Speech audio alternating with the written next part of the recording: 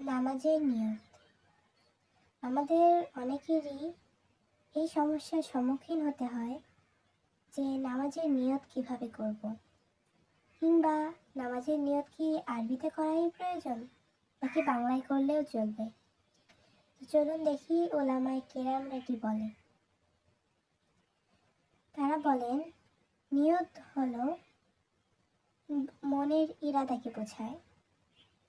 যেমন আমি দাঁড়াইয়া ফজরের 2 রাকাত ফরজের ইরাদা করলাম, এই ইচ্ছাটুকু না থাকলে এমনভাবে নামাজ পড়লে নামাজ আদায় হবে না। প্রচলিত আরবি নিয়তের কোনো প্রয়োজনই নাই, বরং অনেক সময় দেখা যায় যাহারা আলেম নন নিয়ত আরবি দ্বারা নিয়ত করার দরুন তাহাদের তাকবীরে তাহরিমা ফৌত হইয়া কিংবা ছুটিয়া যায়, যাহা অতি ফজিলতের জিনিস। আর অর্থ না বোঝার দরুন বহু রকমের ভুল করিয়া বসে।